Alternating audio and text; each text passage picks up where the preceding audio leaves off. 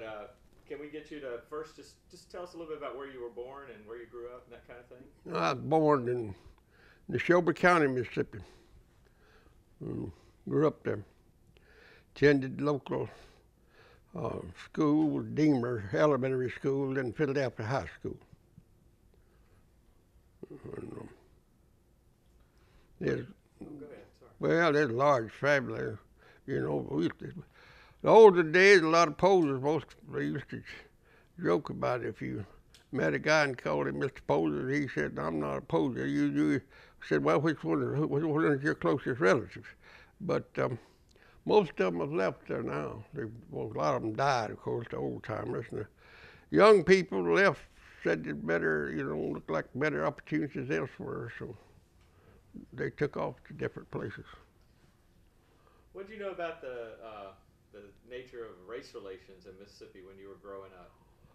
Well, there wasn't much, relations. In other words, white folks didn't mention them, period. They just took it that black people were happy and leave them alone.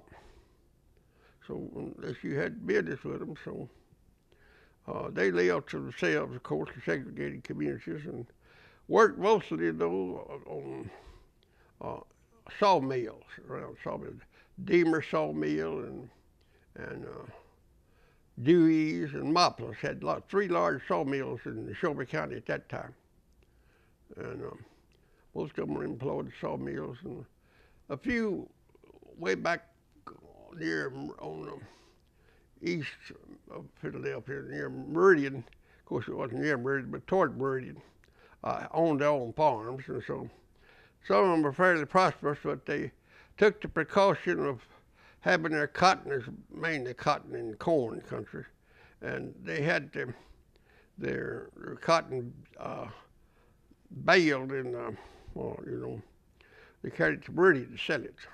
In other words, a gin down in Meridian, and they sold it there. They didn't realize they was intelligent enough. There's a coal family in the Callaways, the main two black families in the county that had a little money, but they were smart enough not to let the white folks make any noise about it. In other words, they kept it as quiet as possible. Some of them had a little money, but they spent it in Meridian and stayed. Instead of coming to Philadelphia, they'd go to Meridian. Kind of get away a little bit. Yeah, get away from us. What you grew up in Neshoba County? What did you do when you got older? Well, my dad lived on an old farm. He had been in the logging business, and a damn load of logs fell over on him.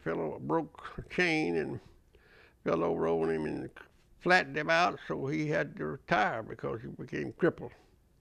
And he got some kind of rheumatoid arthritis or something. I don't know. Anyway, he was terribly badly crippled.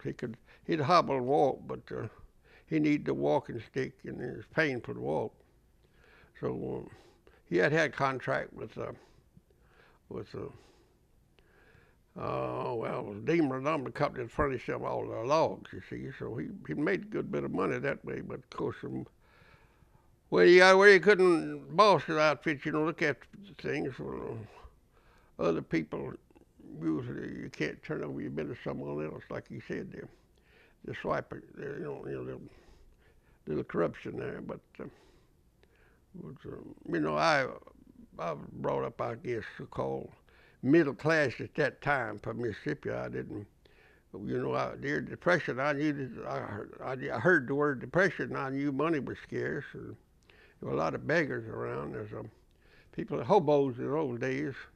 We weren't too far from the railroad. Well, we were a mile from the railroad tracks, but a lot of hobos would come out and beg they'd work for just anything, do any kind of work just for a meal. During the Depression? Yeah, during the Depression. See, I saw, that was what made my earliest impression on me, was the Depression. And then there's a black family in Deemer camps, they call it, Deemer, where the people that worked at the sawmill at Deemer, with black families there. Some whites, they kept them strictly segregated.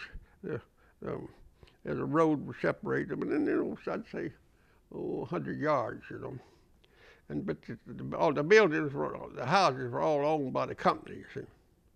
In other words, and as you've heard this, old hillbilly song about the company store, Well, those people, were steered toward the store that these lumber companies put out their own currency, coupons they call it, And so what they'd do, they'd sell them if they went to the grocery store to get credit. They'd give them coupons and charge them, like it's a full dollar value. Of course,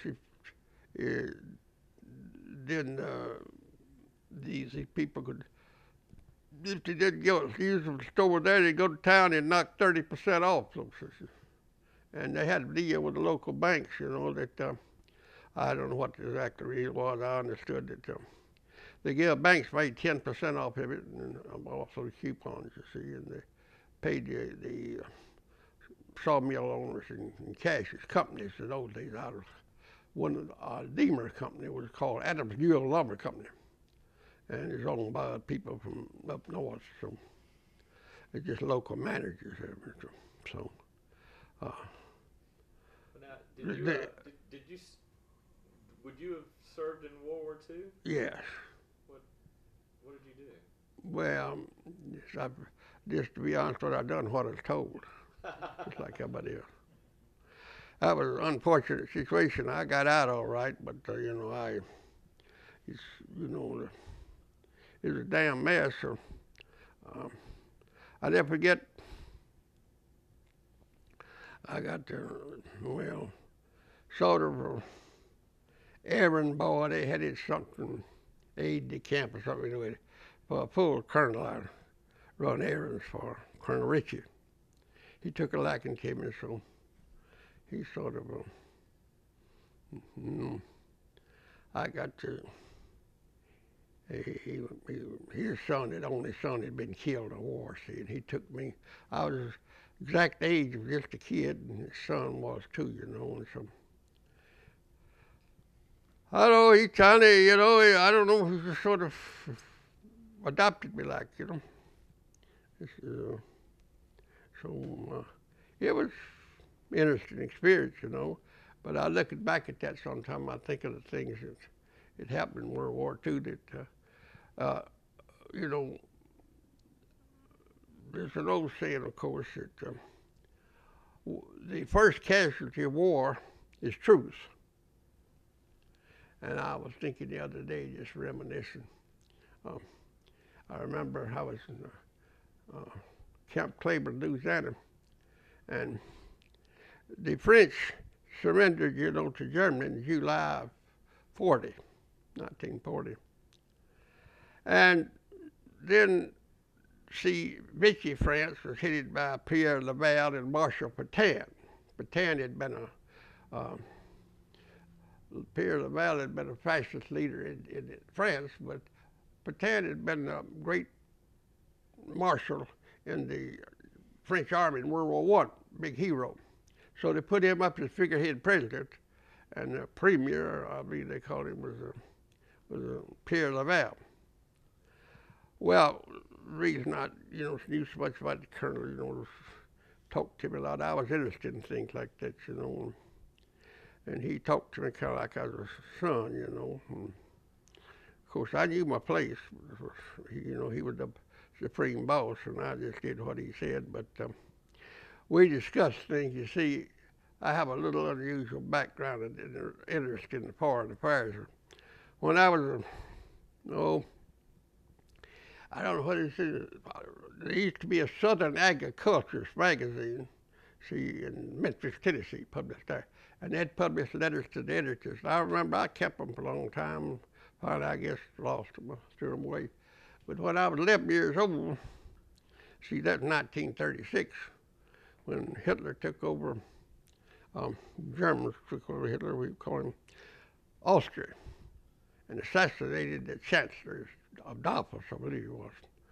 And I said that we had better rearm because Germany was Hitler was going to try to conquer the world, and the United States had better, wise up and realize that we weren't on the war footing. We were still calling neutrality. We going to pass the Neutrality Act of 1940, and I said that was ridiculous, And there I was, 11-year-old kid, and I signed a letter to the editor of the Southern Agriculturist. He published it, my name and my age. I guess he agreed with what I said and wondered why a damn kid was thinking about that, And then I remember I'd write him along, and he published everything I wrote him. But another one I wrote that turned out pretty damn be a prophet I did on this particular one. 1938, I was 13 years old, I believe, at that time, yeah. And so I wrote him a letter, and they published it, and I said we'd better watch out for Pearl Harbor. The Japanese were apt to surprise attack our fleet there, because if they had done that to Port Arthur in Asia, to the Russians had started, the Russian-Japanese War, Sino-Japanese War, and I believe it was 1904, something like that. Teddy Roosevelt, President Theodore Roosevelt, won the Nobel Peace Prize for having Russia and Japan go to Portsmouth, New Hampshire, and sign a peace treaty there. He won that, so of course I'd read all that stuff. What I did, I didn't, just to be truthful with you, I didn't take much interest in the damn school.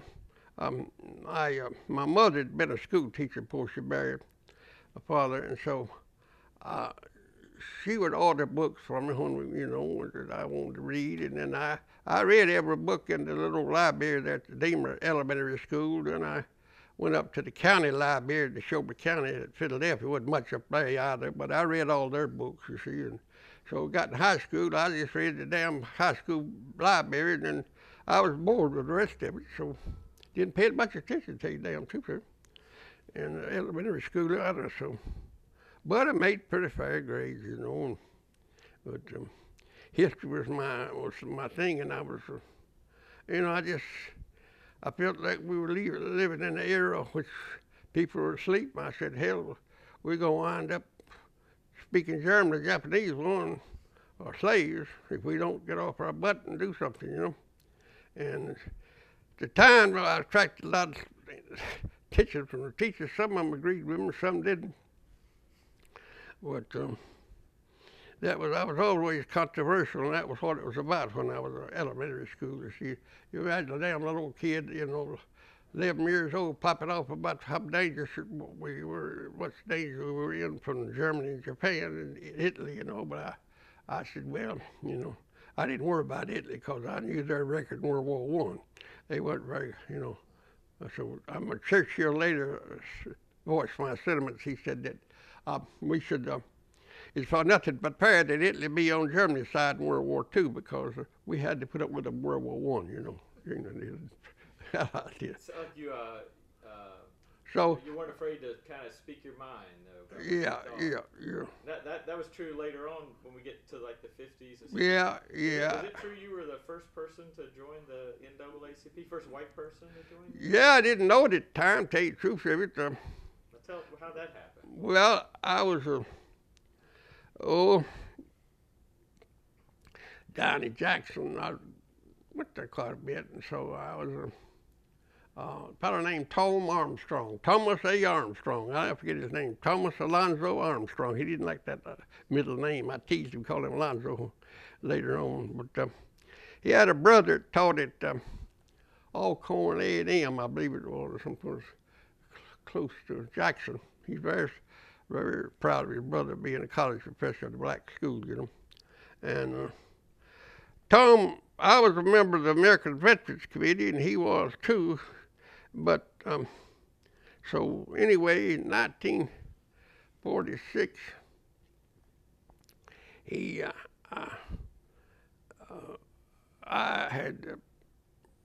somehow had an office in the American Veterans Committee, so I paid my dues to him. I think it's $5 or $10 a year, so it wasn't much. Maybe $3. It wasn't very little, in those days. That money was money, and still in '46. And he asked me, would I care? Said, Mr. Posey, black folks called him Mister those days. They didn't care if he was older than me, but he still called you Mister. You know, just afraid not to. And so he said, "Would you like to join the National Advance for the Colored People?" Said we were trying to, I'm a membership. He was on the membership committee there in Jackson, local branch. So I believe it was $10. I think what it was annual dues then, $5 or $10. I didn't think much about it. I said, "Yeah, let's see if I got it," and I handed it to him, gave it to him. So he gave me a receipt, and later I got a card. I didn't think much about it, to tell you the truth of it. I showed some folks innocently didn't think it caused a real, blow up. And what did you know what the NAACP was? Well, I knew it'd been, formed and on my history reading in 1909, I believe it was. But it was both formed by a biracial group. It was, and so, I didn't think much about it. I said, well, we ought to advance everyone, black, white, or colored or not. And the polite word was colored. It wasn't black, it was colored. So, see, colored people in those days referred to Asians, and everybody wasn't a white person. So, but I didn't think much about it. And but you said other people when you showed it to them, they were upset about it. Yeah. What kind of reaction did you get? Well, you could run that digger group for. I said, "Oh, a friend of mine, asked for Joan, and who was that?" And I told him. I said, I realized I was not telling the name. It was a black guy in Jackson, and he was Tom Armstrong had a lot of talents. One of them was where I got acquainted with him. I'd tell you the truth, was through the American Veterans Committee, and he could shine shoes. He was damn good at that. Another thing, to show you how versatile he was about probably the best damn photographer in Jackson. White or black. A lot of whites used him at that time to take photographs. He was good. He could develop them himself. He had his own little studio, see.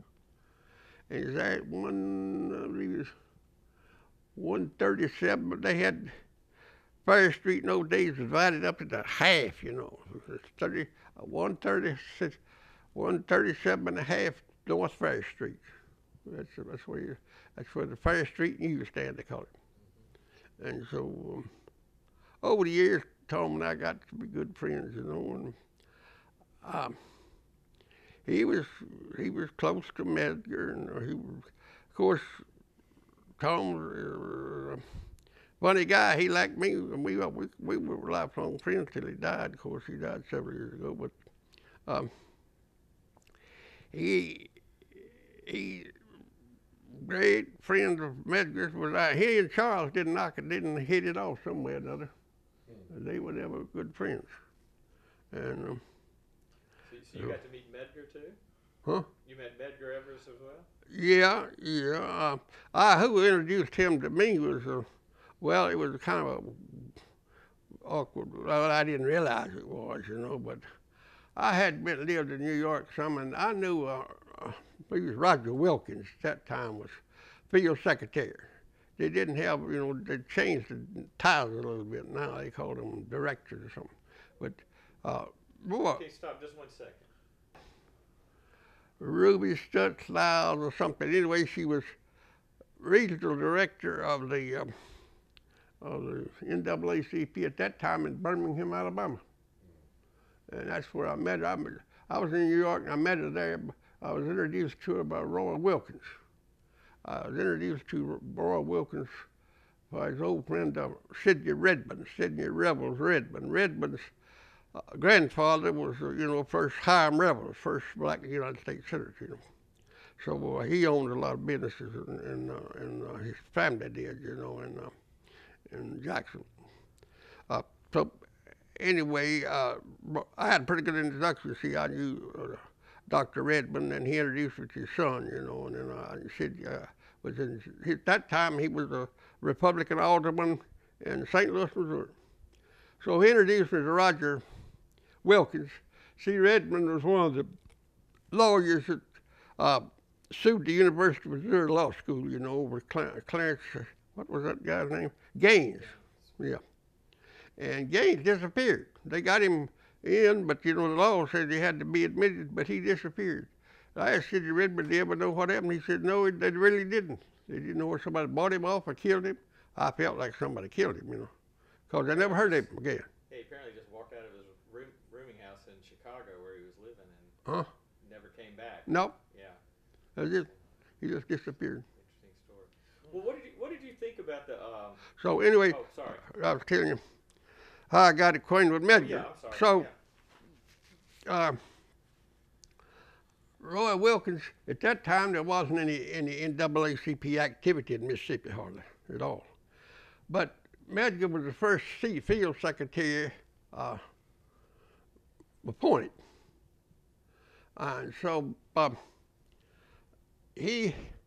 Roy Wilkins wrote me a letter and told me to, hell, I didn't have a telephone way out in the country in those days. I lived in Shelby County. They didn't have phones that far out. So I went over and to, you know, see Medgar. He was in 1072 West Lynch Street, the Masonic Temple building, Black Masons on the building. I believe he was on the second floor. If I remember right, second, third floor. Then second floor, I believe it was. Anyway, I went up and had Roy's, I knew Roy Wilkins quite well, and then in New York and other places. And so I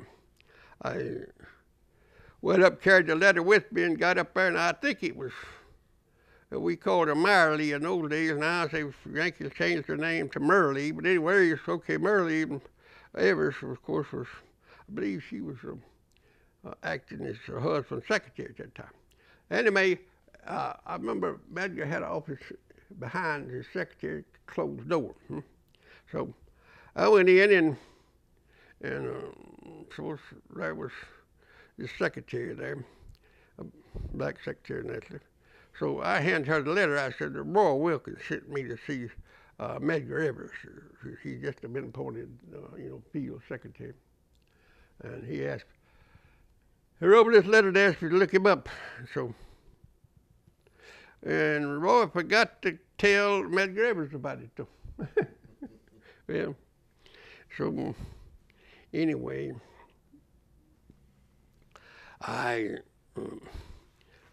she was scared to death, you know. White man walking in there and handing a letter from Roy Wilkins. She didn't know what to believe. She didn't know whether the letter was genuine or forgery or what, you know. So she ran in the back with it, you know. She said, just a moment. So I stood up there, and a little while Medgar came out. And he was a little shook up too, you know. He said, I haven't heard from Miss Wilkins. I said, well, you should know his signature. It's there on the letter I gave your secretary. So he read it and talked to the while. Now she said, you got any local people know you? I said, yeah, Tom Armstrong. He knew Tom Armstrong. So I'm sure he called Tom. Tom said, I know him. So that was how I met Medgar Evers. Now, how did Roy Wilkins? I mean, how did he know that? I mean, why was he sending you a letter? What was it? How did he know that you would be supportive of? You know. Well, see, I'd been introduced to him by Sidney Redmond. Right. Okay. And he knew that you were, but so you obviously had a favorable view of the civil rights movement that was started. Yeah, I just thought that, you know, I really thought that the veterans would, you know, I thought the black veterans would be more militant than they were. I thought, you know, that the white folks would give in and let the black veterans vote, and then you know, a few years everybody vote. It'd be a peaceful thing. I didn't realize it was going to be, you know, I didn't take it as I talked to the two brothers, both World War II veterans. They said, yeah, that won't amount to nothing. I said, one of them was a professional soldier. He said, was a major in the army. He said, it won't make shit hell. They'll be voting before you know it. It's just, well, you know, except there's nothing to get excited about. So I didn't understand. My two brothers and I didn't understand all the damned excitement, you know. And of course, Bilbo then ran for re-election in '46, and he made it, the big issue of his campaign, and that's what really stirred things up.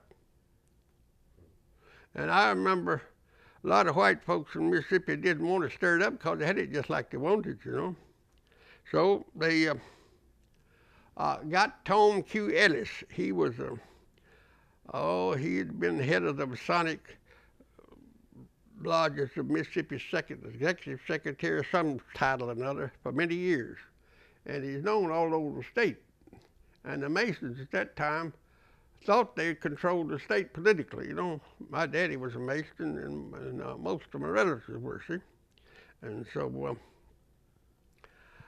when Bilbo got to bring in the race issue, they went down to Jackson and saw Tom Q. Ellis, said, this is going to upset race relations in Mississippi. Said, get along fine now, and so you run, and we'll beat Bilbo and shut that demagogue's mouth up, see. And I know Fielding Wright went along with it. He had, Tom Bailey had been governor, and he died, and Fielding Wright was succeeded him because he was lieutenant governor.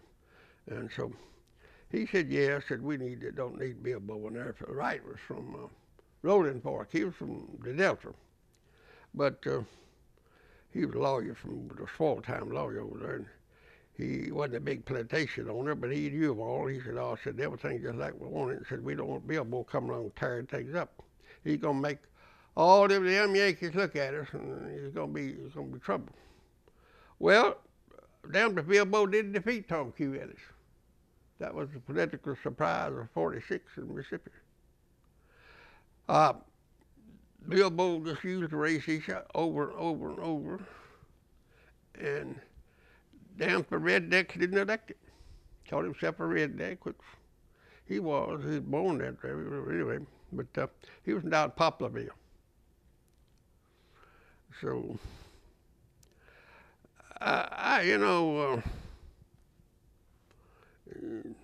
from then on, things went, Truman came out with this, some sort of deal to abolish the poll tax and, showed some sympathy for civil rights movements, And so that's when Fielding Wright ran up for vice president, and this fellow Strom Thurmond of South Carolina ran president. He's governor of South Carolina, so. They met over in Birmingham, I remember. But one thing led to another, and finally, it dawned on me, this thing is a lot more serious, and people are taking it. It's going to be, they're not going to let veterans vote, and they're going to try. Now, I'd talked to, see, I remember the young Yipsels. You ever hear the Yipsels? No, I don't believe it. Well, that was the Young People's Socialist League. That was Norman Thomas once. Well, I'd met, they all used to have a office in New York. It was 112 East 19th Street, I believe it was, in New York. And so all the old socialist groups, or radical groups, we called them in those days. I remember I met a first black leader there, labor leader was,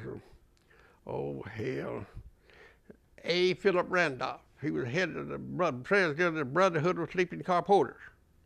He was a big Thomas supporter. They were close friends. So Norman Thomas introduced me to him. I stayed in New York a while. And I drifted on back to went to Georgia and I remember I made an appointment to see, I spent the day with Lillian Smith. You ever hear of her? She wrote a book called Strange Fruit and later Killers of the Dream, Bilbo and Talbot. She lived over in Clayton, Georgia, in the mountains of Georgia. So I spent the day with her. And one thing led to another, and first, I got more involved than I ordinarily would have. Being the only white person in the NAACP, but I was about the only one in the South. I don't think I was, of course, but it's getting to see me that way, see. Because heat really got on me, you see. And so, you probably were definitely the only one in Neshoba County, though. Well, I was definitely the only one in Mississippi, I know that. Yeah. Yeah, and Neshoba County, too, damn right, yeah. It wasn't even in the NAACP in Neshoba County in those days. Period. So, you know, I think the thing that probably saved my life in those days, they couldn't take me serious, thought I was joking, or there's so many Posies, kind of old family in Neshoba County, and no one had ever killed a Posey, or no one had ever been in jail, you know. I was the first one to break the jailhouse in. But I didn't go to, you know, penitentiary or anything like that. But people in Neshoba County, they knew about what you thought? Yeah, I was pretty open with it, you know, and people just jaw dropped, you know. They thought I'd gone crazy. Probably had, looking back practically speaking, yeah. But I had a couple of sheriffs that had been uncles of mine, and most, you know, well, most of the office holders were either Posies or friends of Posies or relatives of Posies. So, you know, I know coming up, brothers and I, we didn't think a damn thing about traffic, you know, or drinking and shit. We done what we pleased. You see, I remember the time I was grown, but just barely grown, I guess.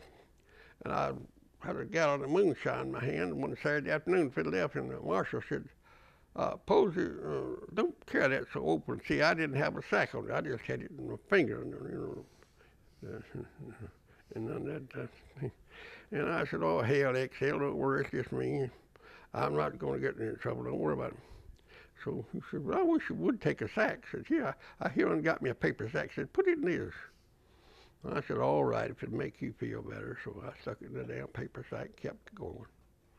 But that's a good story. Things didn't change, you know, and I still wasn't all that bad. They got a fellow named Jack Long Tannehill. He was from Louisiana.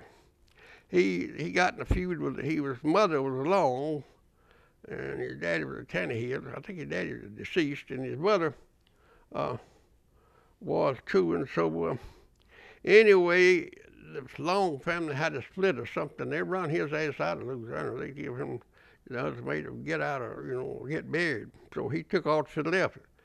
But he had dreamed of creating, you know, of all places, you know, he's going to reconstitute the Long influence in Philadelphia, Mississippi. Such as, you know, Hicktown to name. That time had about 3,000 or 4,000 people, you know. So he started on me because he's someone, they had this this White Citizen Council there, and then the State Sovereignty Commission. And all of them started raising King, you know. So I thought it was funny, you know, Tannehill kept saying that I didn't believe in Southern traditions and all. Well, one of the last being killed in the Neshoba County duel was a cousin of my mother's. So I told him, hell, I said, that's the oldest Southern tradition, so I just challenged him to a duel. God damn, that broke a damn little law. They had 6 months in jail, a $300 fine. And so, hell, they arrested me on that. And then for challenging somebody to a duel? Yeah, newspaper editor, Jack Long Tannehill. He was a Bolton. He was the first cousin of the senator from Louisiana, but Russell Long didn't recognize him as a cousin. Well, that caused a lot of nationwide publicity. You know, I got arrested for challenging the newspaper editor to a duel, you know. Well, by that time, I kind of got pissed off then, and so I started going up Yankee territory and making lots of speeches, you see, and calling attention to what the hell was going on in Mississippi as far as race was concerned, you know. And I think Ed King probably had it right. He said, well, Buford Posey did us a lot of, he had good background and all, and he went spoke at different, you know, meetings and all over the country, and so he did like a good job of course, didn't too many people listen to him, but some did, so especially fertile figure, you know, in New York and a little in Chicago and St. Louis and Boston. And so things went from, you know, bad to worse, or bad to worse. Finally got better, you know. So that's. Did you think that things were gonna take the direction they did in 1964 with what happened in Neshoba County? Did you think it was headed in that direction? Yeah, it was very obvious to me. But there's too much hate. You know, shit, you could cut it with a knife almost. Or so. See, had the Ku Klux Klan competing with the White Citizen Council. Shit, there was no competition. The White Citizen Council put out a bid as Ku Klux Klan took over. See, the White Citizen Council usually used economic pressure on the fire a person, or maybe hit him over the head or something, but there wasn't much for killing. See, that was the white businessmen in town. So Harding Carter got it pretty well. Junior, you know, editor to the Dallas Democrat Times. I knew him pretty well up in, you know, in Greenville, Mississippi. He said he was run out of by the alongside the Louisiana too. By the way, Carter was, but he wasn't any friend of Jack Tannehill. But anyway, he said that he called the White Citizen Council was the uptown edition of the Ku Klux Klan. What they did, they paved the way for it, sir. And when it didn't work, well, they established the State Sovereignty Commission that was really reported to the White Citizen Council. See. It was a government, it was a state government agency, but it acted as, and then it'd report to the White Citizen Council what they'd found out about so and so and so and so. So Tannehill was on. He was a local public relations director for the White Citizen Council, and edited on a little paper there, you know, the Neshoba Democrat. And so he had a weekly column about me, about something, you know, I'd been into somewhere or other, some speech I'd made or something.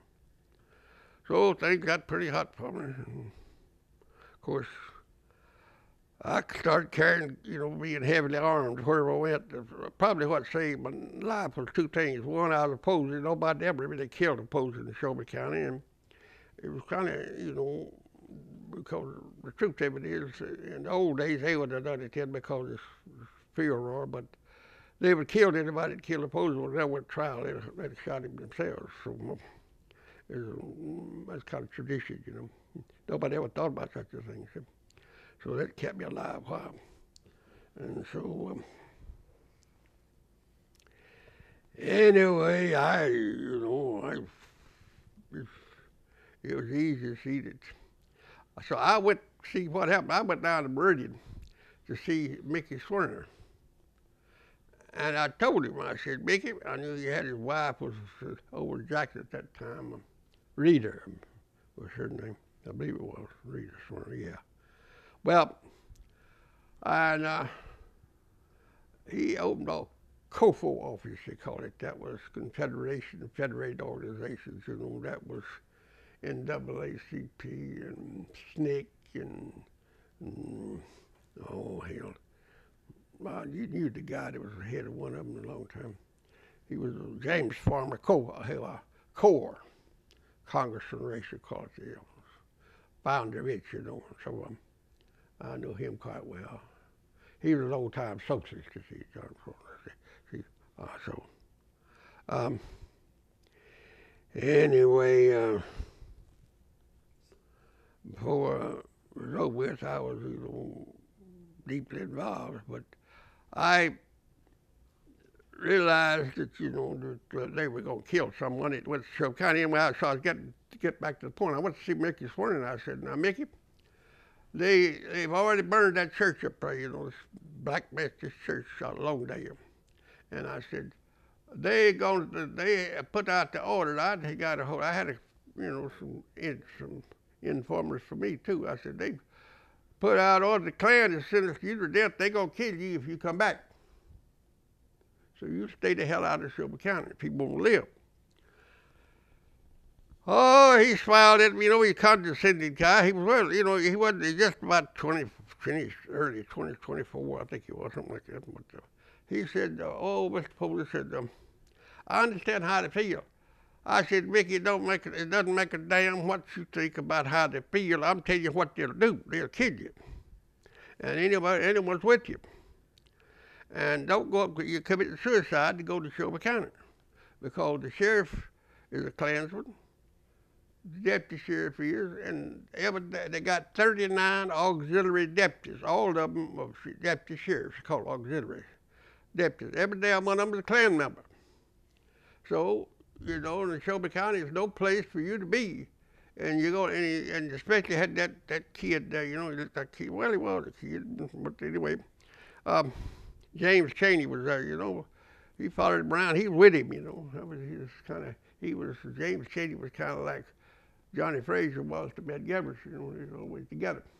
Well, I said, they sure kill you. You James Chaney here. And he introduced James, and I said, yeah, James Chaney, you go get killed, and anybody you bring with you.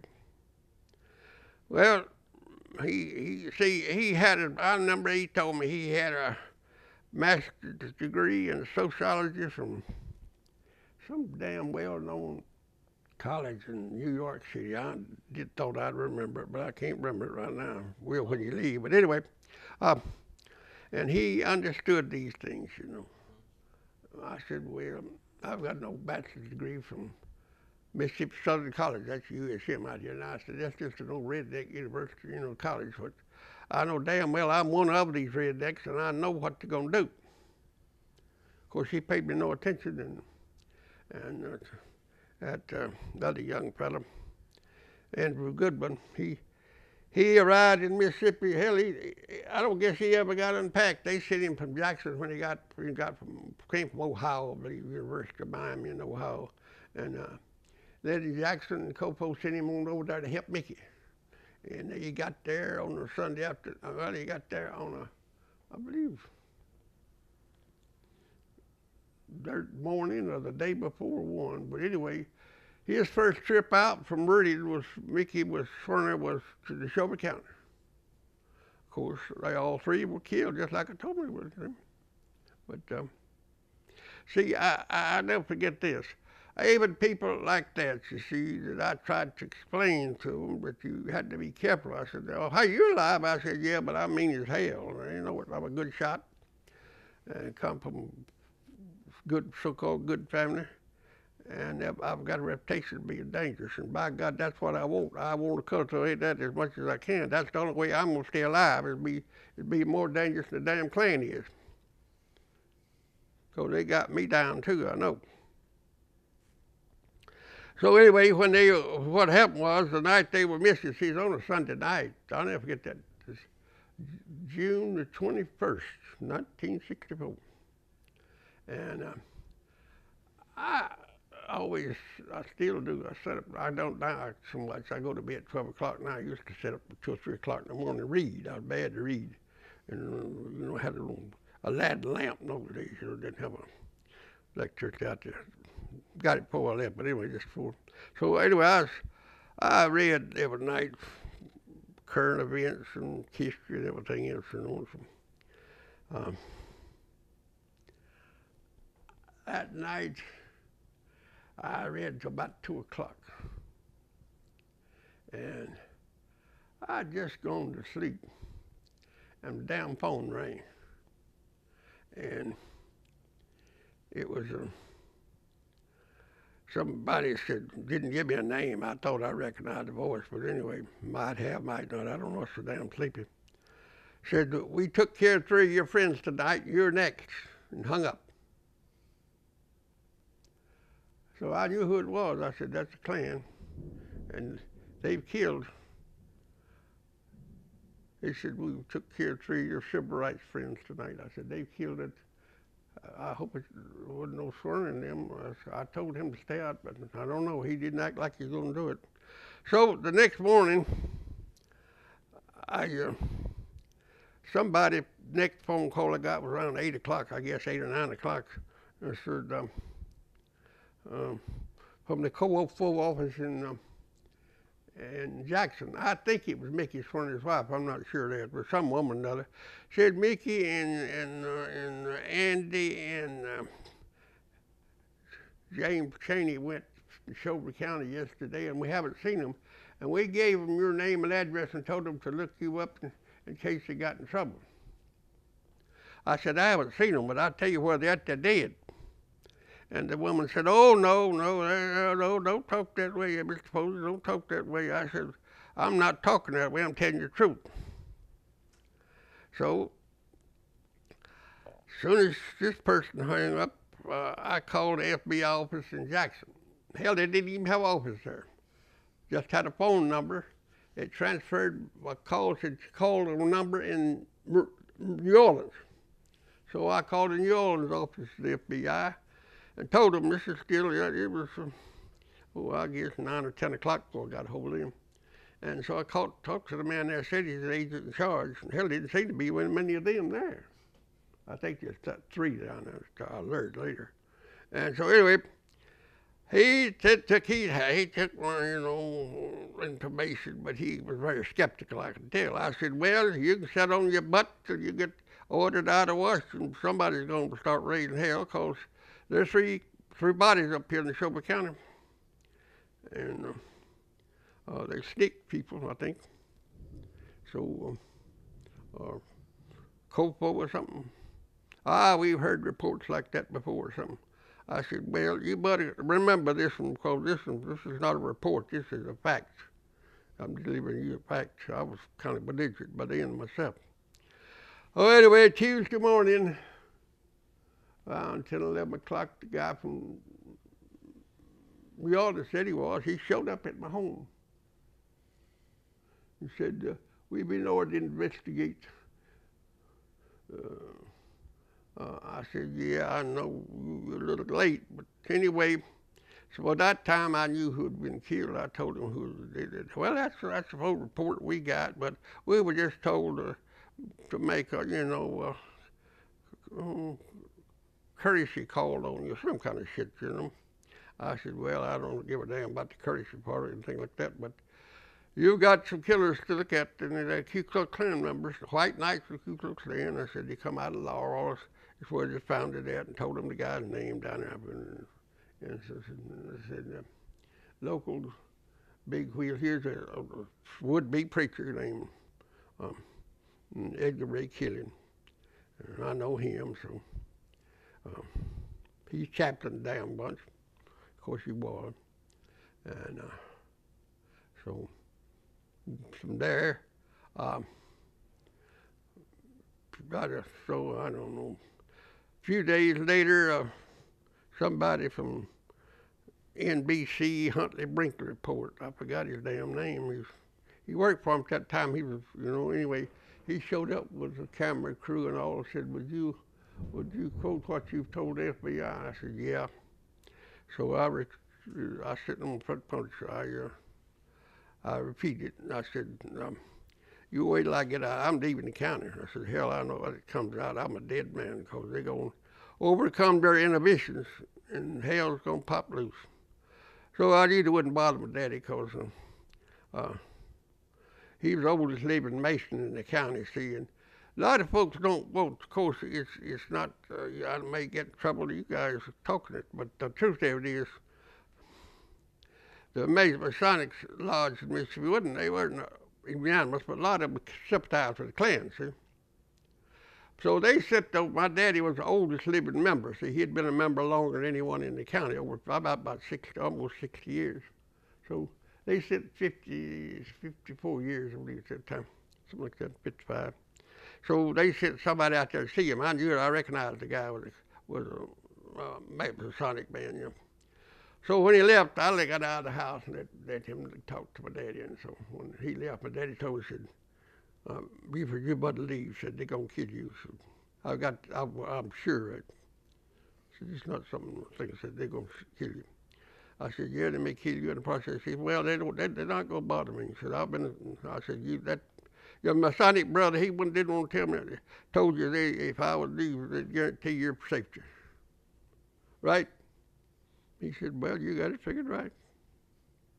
They did guarantee your safety, the Masonic Lodge did. And I left. I never forget, I had a few friends left, and one of them was Buddy Kahn. H.C. Buddy Conn, C-O-N-N. He owned a service station, a little, store, small store, knickknacks, just a few groceries. And so I waited till his home. I joined it, had a house, dwelling there. And so on the morning of I forgot what the exact date was anyway. I think it was, the last day in June the 30th. I hid out behind my car. I had two friends with me behind his service station, and the Sheriff Lawrence Randy had beat up his wife and put her in the hospital in Meridian. He always visited her every Monday morning. So I believe it was Monday. But anyway, whatever day it was, he'd visit her, he'd pass there. Buddy Conn had noticed he'd leave there about 10 o'clock. So I waited. When he got there, I got right in behind him. And of course, I was heavily armed. The two guys with me were. So we knew if he saw us, we were just going to kill him, and get over, keep going. And he didn't see us. And right behind that, though, somebody got hold of the FBI. I know they were mad about it, but anyway, they were right behind me, the FBI was. I didn't know they were there, but I looked back and I could tell that was them behind me. This, I guess, hoping the radio us to kill each other, So they'd been glad to got rid of me as well as Rainey, because I was a thorn in the side, you see. And so now where did you go? Well, went, of course, Meridian, went through Meridian, then on into Alabama. And got over there, I'll tell you something funny happened. Stopped at a service station in Alabama, running low on gasoline. Well, I had to go through Birmingham. That was before they had all these bypasses and all. So I was going to burn a lot of gas, so I stopped there to fill up. Just as I filled up the tank, I looked and there was a Klan sign on the south side of the service station showing that you could see it from the glass case, front of it, showing that they were a member of the Ku Klux Klan. And they saw my tag in Shelby County, and they thought I was running from the FBI, so they gave me that tank of gas. That in Alabama. Went on that night, spent the night at the tourist court. I believe it was near Chattanooga. And the next day I went on to Highlander Center in Knoxville, Tennessee, 1525 Riverside Drive. Friend of mine, Miles Horton, and Amy, his wife at that time, his first wife had died. He remarried. They were there, and so they were good friends of mine. I'd been up visiting before, so I stayed there a while. And then I went over to North Carolina to my friend Dr. Cannon. I told you about him, Dr. Gain Cannon's home. He called me and said, you better get on over here because the newspaper found out I was there, and they come out and and interviewed me. Just said, you could get your friends in trouble there in Tennessee. Because Knoxville wasn't a great, it was better than Mississippi, but it wasn't a great bastion of liberality, We had one newspaper there, they called it a liberal newspaper. It wasn't, but it was a Gannett newspaper, I think. And then you had another paper that was a straight out right-wing group called the Knoxville Journal. So anyway, I left there then and went over to stayed with Dr. Cannon about a year, I guess. Well, now I understand that you played a role in helping solve the mystery of what happened to Goodman, Cheney, and Swerner. Is that right? Well, yeah, I knew, I had a little role in it, but I don't talk about it too much because somebody else maybe, causing problems at this late date. But it was, the truth is this. When they say, hell, they all did. I don't guess it hurt him. I was thinking about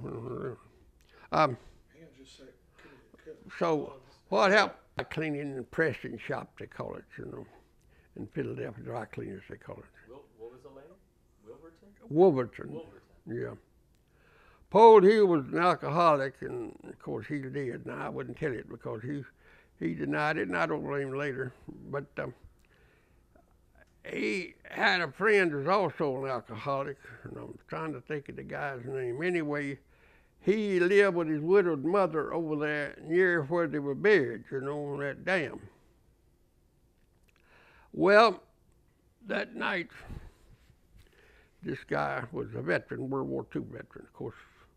So he had gone home, and his mother wouldn't let him in because he was drunk. So he staggered off down there. He knew about the dam, and he went down there and went to sleep. And I'm trying to, I'd be honest with you, I can't think his name right now. I need to know it, but anyway, I didn't, that first time I ever heard his name, Hugh Wilberson told it to me. So anyway, what happened was he went to sleep, and the night, late that night, they woke him up, but his preaching, old Edgar A. Killian was preaching their funeral. That's the Klan man. He was out there preaching the damn funeral. Well, I don't know, 3 or 4 o'clock in the morning, And this guy woke up. He thought he had died and gone to heaven or hell or somewhere, He didn't think about it. It just couldn't be true. He took off. He said, I'm having hallucinations, So he took off to Philadelphia. He got there early, though, before this guy opened up his dry cleaners. He opened it up, and he went to sleep. And he came along, woke him up. Well, he was drowsy, and he woke him up. Went in, he said, Hugh, a cabin at the VA hospital, alcoholic ward in Jackson, said, I'm shooting hallucinations. So he told him what all he saw. He said, I'm losing my damn mind. He said, I saw a funeral being preached out there at a dam. Told him where's that and all, and told who was preaching. He said, you are crazy. He said, you're bad at it. So he put him in his car and carried him to the Veterans Hospital in Jackson. And he told me about it, and I told the FBI, but they went out there and talked to the guy, and he told him exactly what he told Hugh Wilberson and all, Well, but the FBI didn't like me. See, being the first member of the WSP and the friendly with Norman Thomas didn't make me exactly popular with the FBI, you see. So,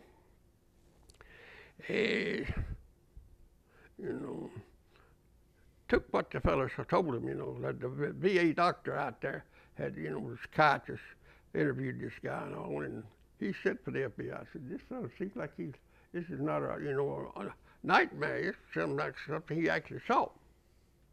So, anyway, they got it down, and then. Can we just stop 1 second? We need to change the change.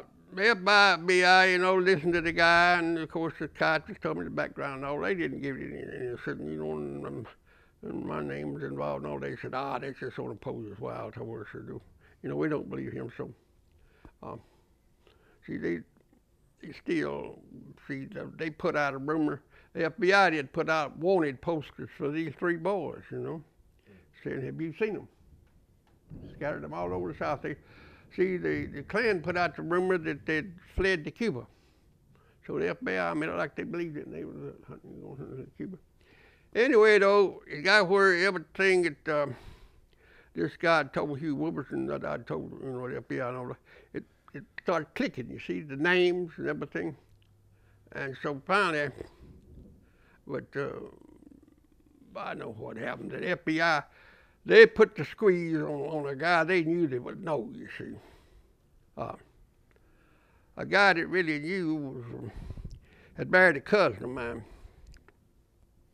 He was a highway patrolman. He dead now, so I wasn't going to mention his name, but anyway, hell, I haven't even think his name now. Wiggs, Harry Wiggs was his name. Well, the supervisor of the highway patrol at that time up there was, he knew about it, see. But he didn't tell anybody. He was scared to death, you see. Hell, he didn't. He wanted to stay alive, put it that way. But he did tell his supervisor, a fella King. Hell, he was supervisor of the highway patrol for that district, Maynard King. for many years. What is that? Thunder? Thunder. Yeah. He told Maynard King about it, you know. So the FBI knew Maynard King would know. See, they realized he knew every damn thing going on in the county because he had his own information for his own, you know, purposes. Sure. He just liked to be well informed, and the highway patrol guys, you know, they'd use a square with him, he'd get the butt. I knew another guy was over his boss down in Jackson, a fellow named Charles Snodgrass. So anyway, and I had a cousin that was in charge of driver's license for the state of Mississippi and highway patrol. So I had a little bit of info on things myself. So anyway, it turned out they realized, oh, this old drunk guy told the truth, but they couldn't afford to, you know, give him credit, so they squeezed Maynard King, and he agreed that that guy told the truth, and so that's who got the credit to turn them in. The bodies were Maynard King, supervisor of highway patrol. Oh, yeah. Yeah. Now that's in the FBI records. Okay. Now you you said you were away from Mississippi for like a year. Yeah. You were just. Well, I wasn't around. To come back? Well, I was away, yeah, about a year, I guess. Okay. You ready? Yeah. So I was out of Mississippi quite a while. I came back. You talking about that funny thing happened? Well, one friend of mine well, he was a friend, you know, but of course, he was a good friend of mine, but he was a coward too. You know, a lot of cowards around, so most people are. But anyway, he had that old house, so he let me live in it a while. See, I waited to be there. I had a sense enough to wait till Lawrence Rainey his term as sheriff expired. But don't just going back and committing suicide, see? Not with 39 Klan deputies, you know, and Cecil Price still there. Well, by the way, something on Cecil Price I could tell you about, it's probably not well known. He made 2 trips, I know, maybe 3 to New York after all this was over with, when he got down broke and all, and begged forgiveness from the Cheney and the Swerner family. Cecil Price did. Yeah. But see, it got out. What he didn't realize that, he had got caught. See, they gave him, I won't finish this up. I'll finish mine up, then I'll get back to this in a minute. So I went back to Shelby County after, you know, the people. The Shelby County is kind of funny. They elected former Klansman as sheriff, E.G. Hop Barnett, but Ethel Glenn, but he wasn't really a violent guy. He just wanted to beat people up. And so he was sheriff, and I went back. I knew Hop. I knew his wife pretty well. We were in elementary school together, and she always liked me because she's Juanita Singleton. There's 4 of those little Singleton girls and boys that pulled their hair and beat them, you know, and mess with them because they didn't have a brother. Well, I was always, you know, ticked up the little guy, so I got where I put him under my protection. I was a good fighter even when I was in elementary school. I whipped every boy in the butt in school that challenged me, so I put him under my protection, so it's funny. Didn't get paid a nickel either. But anyway, I never did look for money. So her husband was sheriff, and she sent me word. She said, I want to tell Buford I want to see him. So I went up, and she was working in the office, her husband's office. She said, Buford, come in and talk to you. She said, look, said, Hop promised me he wouldn't bother you, and said, if he and his deputy mess with you, you come tell me. But he promised me that faithfully. Said, I remember how good you were to us when we were the children, my sisters and I. And I had got it. And so Hop then called me, as the sheriff did, the back, and we talked, and he said, if you won't give me any trouble, I won't give you any. So we had a peace treaty. Well, meantime, though, somebody had, I don't think it was Hop, but somebody hired I figured out who it was, Bobby Crocker to kill me, And well, he was an ex-Marine with a dishonorable discharge and an alcoholic kind of anyway. So anyway, they got together. A few old Klansmen they came together. And so they went to that little shack I was in and shot it up one night. They sprayed it with the machine gun fire. And so Tommy gun, they used to call them. I don't know what you call them now. But anyway, submachine gun. And at some way, it's pretty late, quite late at night. Because I always sit up, like I said, read a lot, so it's getting late, I know. And I guess something must. Well, anyway, I woke up and went to the bathroom, urinated, and went on back, went to sleep. Well, about 10 o'clock the next morning or something like that, I heard some people out in my front yard talking. See, they couldn't drink speaker. And I lit up the window. It was hot weather. I remember the summertime. And I had an old window fan, and I wanted to, sleep while I could before it got too hot. Woke me up. I said, "You people, please quiet down out there. You're disturbing my sleep." And let it bang down. So in a little while, somebody timidly knocked on my door. His old boy that owned the house, old Norman Pettison. He said, "Buford, can I come in?" He said, "Norman." I said, "Yeah, come in. What in the hell's wrong with you?" And he said, "Well," said, did this bullet holes all in the front of the house?" I said, "No, it didn't." He said, "Somebody said, he said, 'Get up, I don't talk to you.' I said, 'Oh, go on, let me sleep, damn it.' He said, 'Oh, Buford said, this is serious.' I said, 'Oh, well, hell.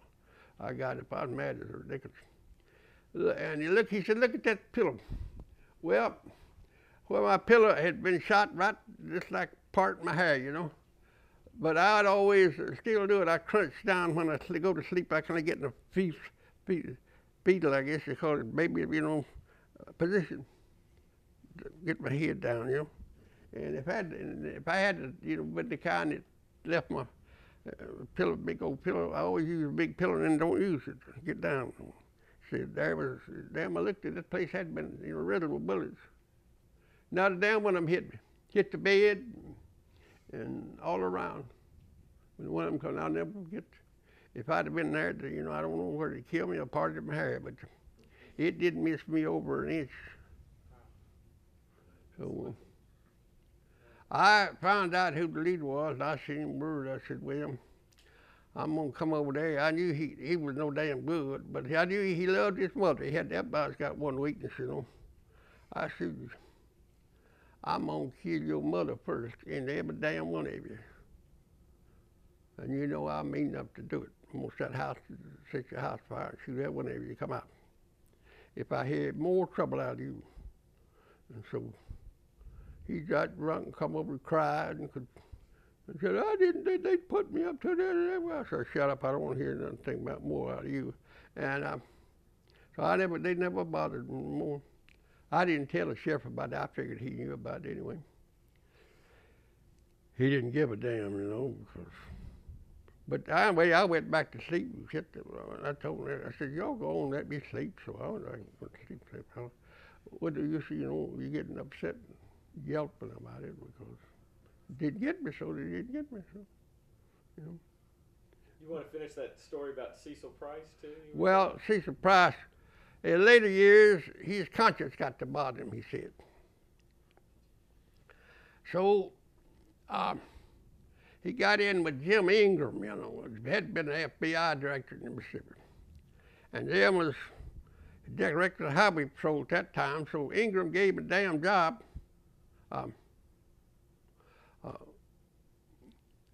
examining these people for commercial license, that drives these big trucks. And of course, like I say, then Cecil went to New York and talked to the mothers of I believe Goodman. Oh yeah, I said Swerner. It wasn't Swerner. It's Carol Goodman. She was Andrew Goodman's mother, and Mrs. Cheney. I forgot her name anyway. Her first name was. Talked to her, and the Swerners. Mrs. Swerner's dead, but his widow lives in Oregon or somewhere, state of Washington. So she's married and lives up there now, but remarried. Anyway, so I heard about it, of course, when I started talking around, before even it's confirmed. Well, a friend of mine was in the United States, well, worked at the Justice Department under Clinton, I believe it was. And he told me, said, about Cecil Price, and said, he flipped, they call it, and going to testify against these Klansmen. I said, but he'll never make it alive, because the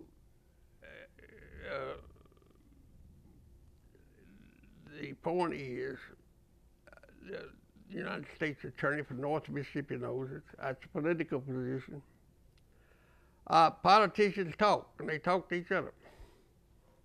She's the chief attorney of political business, and it'll get back to those folks. And so, sure enough, Cecil Price, he did do that. I got that confirmed. He did do that, but he went back to Shelby County, see, and was working on one of these. They call what's called these big old rigs. What do you call it? Cherry pick. Yeah. Mm-hmm. And he was the box up there or something. They claimed it missed, Anyway, something happened and he fell about some say 50 feet, some 75. Anyway, he hit concrete, was killed. But a couple of FBI agents called by. They printed it out to me. They used to be there. I don't know all of them got printed all at once. But anyway, there's a woman. She was a Latino. She works out of the Jackson's office. Had another guy with her. She was in charge of, but he dressed very casually. She was dressed up kind of, but he was dressed very casually. And anyway, he sat over here for about a half hour, more, I guess, about that old case. But they won't know where one person had disappeared to, not, kind of told where the guy was at. But I told them they won't know about what I told him. She's surprised. I said he committed suicide. When you were going to testify against the Ku Klux Klan in Shelby County still, and you publicly announced it, you see, you done committed suicide. Because there's a very wealthy man there that's called, he's a contractor called, well, he was first he's wealthy. I guess he's the wealthiest man in the county. He used to own one of these big trucking companies. He's almost illiterate, but he sold it out for $14 million. That's a lot of money in the Shelby County. And so I'm trying to think his damn name. Olden Burge? Yeah, Olden Burge. Yeah, he's got a son there that's in the financial services. And anyway, the man is so-called sole witness is Gaston Barrett. I know him. And he's a silent, he's a silent part of the finance here is Burge family. So he's the only witness to the Cecil Price falling off. So that's the damn thing. And the bodies were found on his property, right? Well, he found it. Hell, he said he saw him fall. He said that thing, what it was, malfunctioned. Well, I mean, Goodman, Cheney, and Swerner's bodies. They were found on his property. Were they not buried on Olden Burge's property? That earthen dam? Well, I don't think Cheney, I know, got talking, but see, here's the trouble. The Attorney General of Mississippi was notified because they wanted him to take part in the prosecution, you see. Now, Attorney General, maybe I'm not saying anything wrong with him at all, but the point is, when all those many men knew about this Cecil Price going to testify against him, it had to leak. See, too many of those people in politics. And politicians love to tell the secrets. Well, that kind of gets at another question I had is, how much do you think things have changed in Neshoba County? Well, they've changed quite a bit on the surface, certainly a lot. They got a black mayor now, you know. Yeah. James Young. I don't know him, but anyway, he was supervisor for then, a real largely black district in the county. Here's what changed Neshoba County. The cemetery did. In other words, those old diehards are dead. You know, most of them, I'm sure, died and dead and all that over it. So, you know, even Lawrence Rainey's dead, you see. And one they want to know to me about was Richard Willis. He's still alive. He was a deputy, close friend of Cheney's. You know, I'm not a Cheney, but Price, Cecil Price, and he's still alive back at 4 Corners up there. Richard Willis, I don't think killed nobody. What happened to him? He was working for the left police force, and of course he was a buddy of old Cecil Price's. But Richard quit his damn job right after the murders was, you know, and got his ass back home. He lived in Winston County, a place called 4 Corners up there in Shelburne, Winston, Knoxville, and Delete County, I believe, all come together up there. And so, but they're not going to do anything about that no more. See, politics being what it is, see, Olin Burridge is, I no doubt he's put a lot of money in politics, you know, by now. And he probably bought off a congressman, one of them, or both, one of the senators anyway, or both of them, you know. You can buy them off, but you know, contributors have influence. It's like, you know,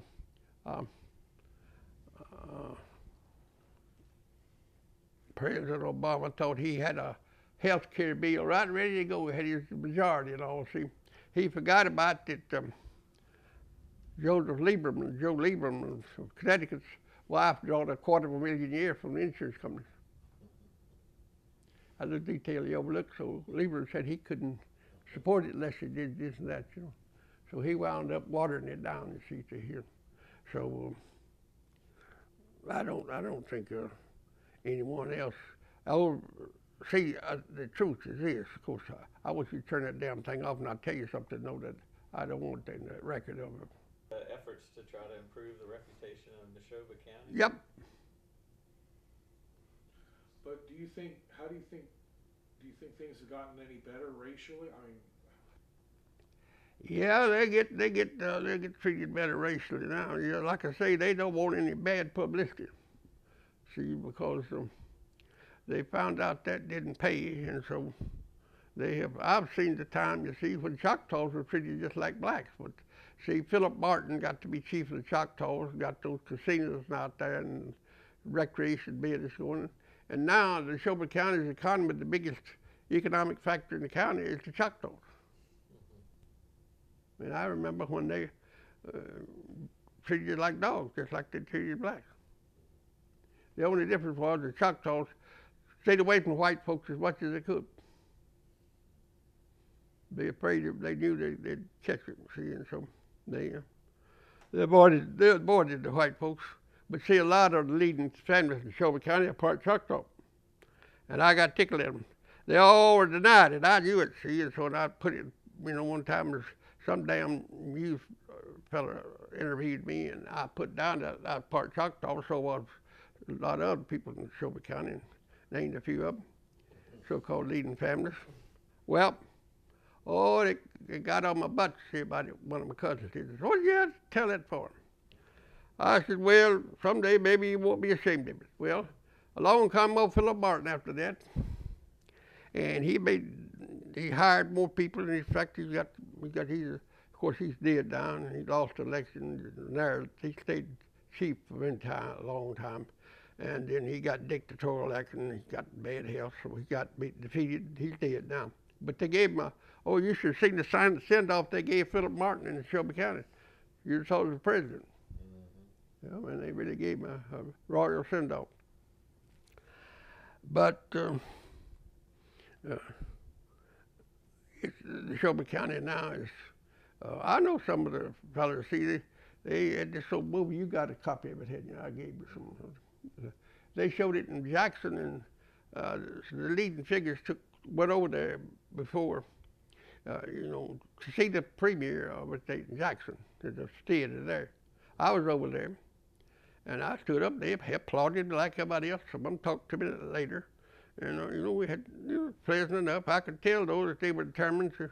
They were the people that owned the Shelby County, see, owned the profit and the money and this and that, and so. Therefore, they but I kept my mouth shut, and I was glad to see Young get the job. He's qualified and all that, but the other guy didn't think about getting defeated, He was Raymond Wardell, but see, he got in the way. See, the times got hard, and they got a black president, and they say, what the hell, maybe a black man might help us out some. Oh, it's strictly mercenaries, see. Goddamn, well, see, it's a poor old, is called, used to be told about the, red clay hills of Shelby County. Money is king when it's scarce, and it was scarce there, and employment was scarce.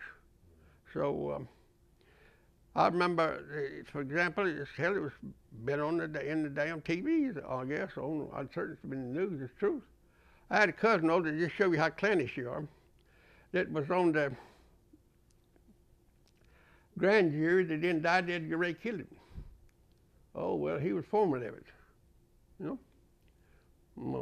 He was my first cousin's son. Mike Ten's his name. Oh, Mike, his daddy plays. His mother was my daddy's sister, Rena Posey. Rena. And her husband, of course, named John Ten's. Anyway, he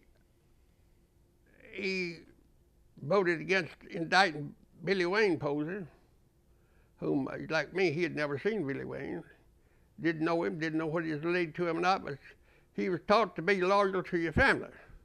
And he told his confessed that was all the with. We had enough, probably, evidence to indict Billy Wayne Posey, but I couldn't bring myself to vote for indicting anybody named Posey, because he may be akin to me. Now, the good Lord or something decided to rectify his mistake, so Billy Wayne died about natural causes about 2 months ago. I got a good joke to tell them myself about Billy Wayne Posey. Okay. I was speaking to a group of about 66, I guess, 7, somewhere along there. So anyway, to a group of students out at Tulane University in New Orleans. Well, see, Billy Wayne and Buford, my name Buford Wallace, same initials, see? Well, I thought I gave a good hell-rolling speech. I finished. Some cute little co-ed stood up. She said, "Oh, Mr. Posey, I'm so proud you were reformed from killing people." Why did it happen? I said, "What?" She said, you helped murder those people up there, and then you were now speaking against them. And I looked, and the damn people that sponsored my speech had B.W. Posey of Shelby County. And since Billy Wayne got a lot of publicity, she mistook me for him. I didn't even know Billy Wayne. So that's when you can't win for losing, Right. That's like heads you win, tails you lose. Heads I win, tails you lose. Mm-hmm. So. Well, Mr. Posey, did you have any other opportunities to participate in the movement after the Freedom Summer of '64? Yeah, I was, involved some of it. I didn't. See, the way I look at this, that's a lot of people want to take credit for things, see? And I never, frankly, never had any desire to get credit for a damn thing. It just doesn't make a hoot with me.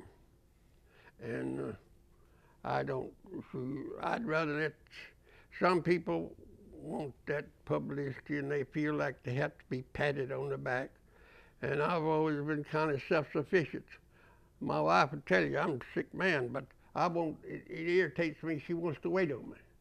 I want to stand up on 2 feet as long as I can. That's why I got that damn walking stick. I almost fall a lot of times, but I carry it with me in the house. But I was in on some things, but I feel like there are plenty of people otherwise than you see, and so it's best to let them take the credit and not ruffle any feathers. You know, just let them. You see, and they well, a lot of folks even involved today. You see, there's some things going on, but it's best to I look at it like let the present generation take over and have their lick at it. You know, have their opportunities to do things. See. Did you ever happen to work with Martin Luther King or anybody like that? Well, yeah, I knew Martin. I didn't work with him much, but I knew him. I tell you, the man I worked with in that group was he was as mean as I was. Yeah, he told Martin to his face he didn't believe in that nonviolent stuff. Shit, I know him well, and I can't even take his name. It's such a common name. I remember, but after it was all over with, he astonished the people of Atlanta, Georgia, because once a week he and all that axe handler, Lester Maddox,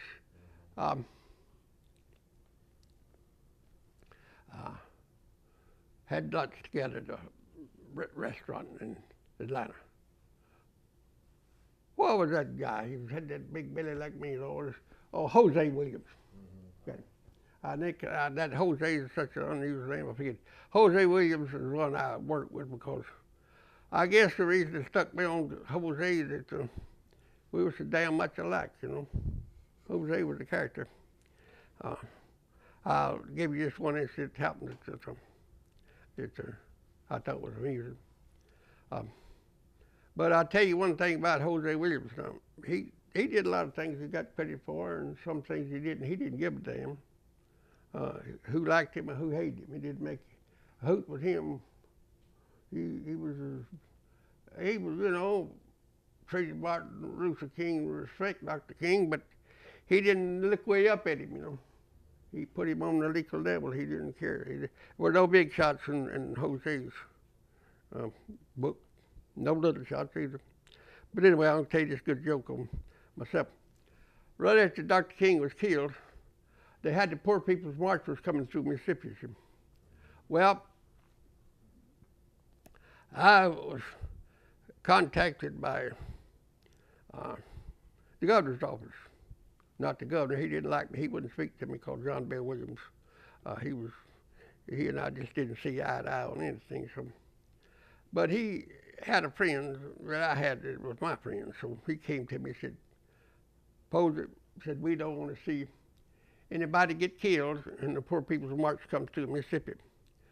But we got a bunch of damn fools that are ready to attack it. Some white folks that's going to really give us trouble. You know, President Johnson had already told Mississippi, you know, powers that be in Mississippi, if you,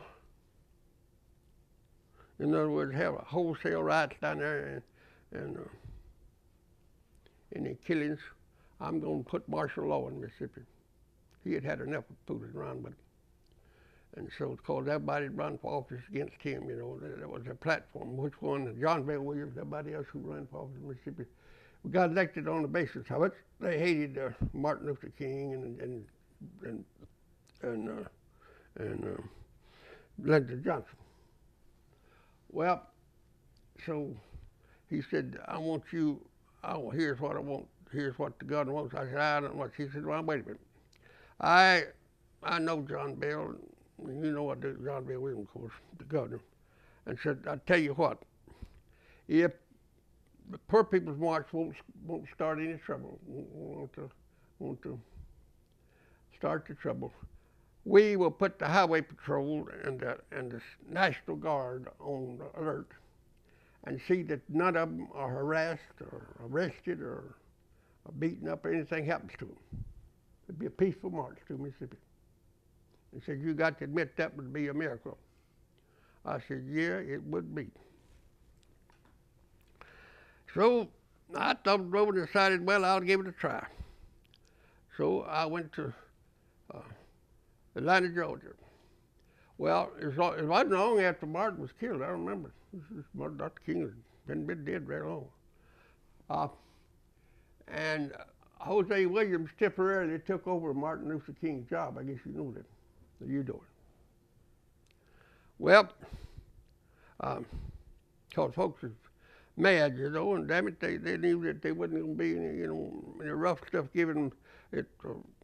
Jose Williams was going to give it as rough as he got, you see, and try to make it rougher. So I went to Atlanta and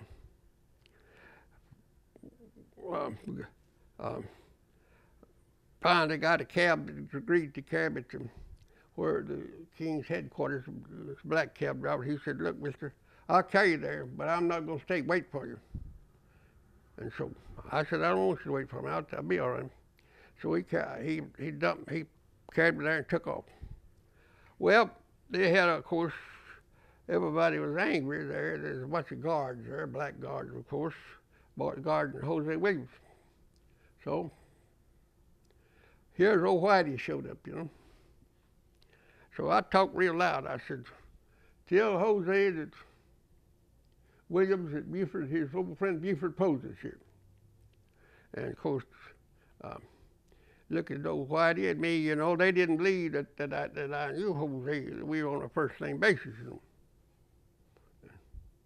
I heard a growling and there's old Jose coming out. He looked at the guards, he said, look, put those damn guns down and things. Said, this is my old friend Buford Posey. Reached over and hugged my neck, braced me, you know.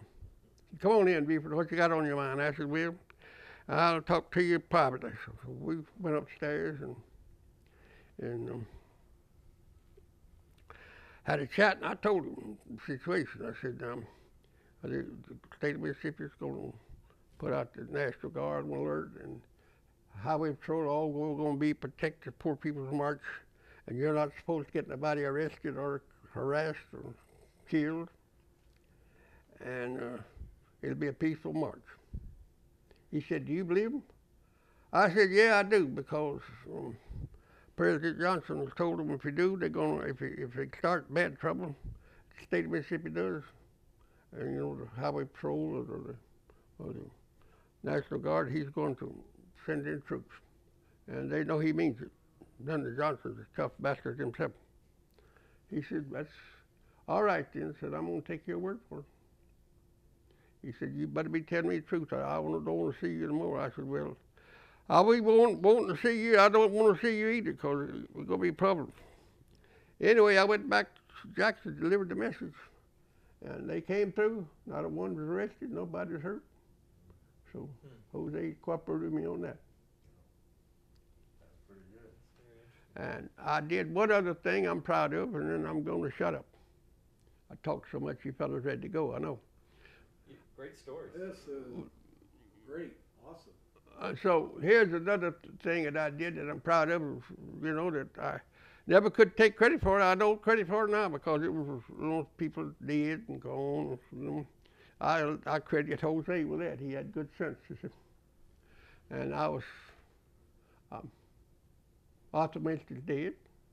He was former congressman and a friend of John Bell Williams. And he acted in the mediator with me. And he's dead. John Bell's dead. Jose's dead. One other, some other died. But one guy, he's dead too, so I just said I can kill it now. I won't hurt nobody. Don't guess. You know, after Washington, after Martin's death was burned bad, you know, by several major cities through Washington, D.C. Well, after they had the poor people's march up there, everybody got tired out, you know. The Mexicans came from California, you know, and this and that. So they had a bunch of folks, you know. And everyone was tired. Well, Stokely Carmichael, well, of course, before I believe he got his African name, you know, I know it was. So he married Miriam Makeba, singer from South Africa. Well, she was a black woman, but she was a famous singer. As Stokely married her, I believe, after this incident happened. Anyway, so they came to me, you know, representatives of the White House did, and said, Posey, we've got everybody lined up, Jose Williams, Martin Luther King's group, names of all, you know, the whole thing. And they're going to be peaceful. We're going to just arrest them and let them turn them loose on their own reconnaissance, they call it, you know. And that just, everyone's tired and we're afraid, you know, trouble could break out. And they ready to go home, and we are too. We are ready for them to go. But said, Stokely Carmichael's got a gang of militants. It's housed, they told me something. I forgot the exact location. Didn't go there one time. But anyway, he said he's holding out. He wants us to provoke violence. And we don't. Said, how do you feel about that? I said, well, I think there's been enough killing, you know, took place lately. Not looking forward to any more bodies in the street. And I said, well, you might talk Stokely Carmichael out of it. But he respects you because you're about as mean as he is. I said, yeah, I respect so much the same damn stripe.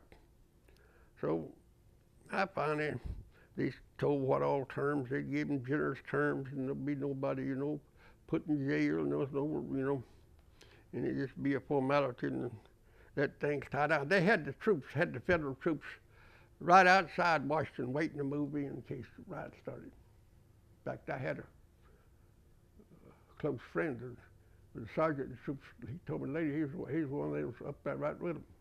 He was elite troops, some of them Vietnam veterans, Lord. You see, and I knew they started firing, they just killed it, you know, they killed it by the sight, because hell is mad anyway, you know, about everything, you know, poor and everything else. Well, so I took, again, I gave a taxi driver, it wasn't a short distance, but I gave him $20 to cab there. Black driver there, another black cab driver in Washington, D.C. He said, mister, you think I'm going to stop? You're crazy. I'm going to come to a rolling stop. You jump out and I'm keeping going. Don't think I'm coming back. I'm not. He dropped me off at close to his headquarters. And so I got out. I said, well, to myself, God damn, I made a plate of hell this time. So there was a bunch of, I believe, I've got Black Panther, something anyway, some militant group, extra militant group was there, you know. And they were, oh, Whitey, what are you doing down here? Blah, blah, blah, blah. I said, tell Stokely that Buford Posey's here. He heard me. I talked loud. I know I'm about to scream. He come out. He said, oh, hell. I said, this is Buford Posey. Said, he's like a bad penny. You can't get rid of him. He told him, said, y'all go away and get the hell away. He said, you're not going to bother him. You don't know who you put it with. Said, he's been with us a long time. But back when I was in Alabama, and I said, we're not going to bother him. I said, he's the one white man out that can come in and come and leave if he wants to, whenever he wants to. So anyway, we went upstairs. I had a hell of a time convincing Stokely, but I said, Stokely, you don't want to be known in the history books as the man that provoked the massacre. I said, the damn federal troops I know were just outside, and they waiting to move in. A lot of Vietnam veterans vote, and they're used to killing, and they're mad anyway about being here and about the war and every damn thing else. And I said, you're not gonna get Whitey, you're gonna get yourself killed, and you're gonna get all these other folks killed. Gonna be mostly blacks killed. I said, because them troops are mostly white. And so, well, we argued, you know, not really fighting, but we talked a good while, rather loudly. Finally, he said, Buford, are you damn sure of that? I said, yeah, I'm sure. They're gonna let them all go home everyone's tired and they're not going to arrest you or anybody else. Of course, they had a warrant out for him too, you know. So we had peace. He leveled up to his. He said, okay, if they'll do that. So they did their part, and he did his. So that stopped that violence. So that's two things I was glad to do. Now, I've never got credit for it. Don't want the credit. See, that's not the, that wasn't the reason I did it. So somebody say, who, ole, I didn't care anything about that. So, but I don't see the need of people getting killed just because, you know, just to make a show. Human life's a little more valuable than that to me. See, I learned some things in World War II that I realized, you know, that hell, things aren't always the same, you know. I remember, here's something, you won't read the history books entirely off the subject, but I want to tell you something. If you get to dig it, you may find it out if you got a good library at the University of North Carolina, or Chapel Hill, or Greensboro.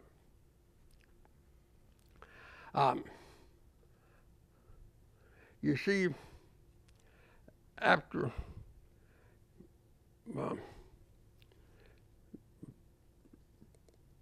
France surrendered, you know, well, actually,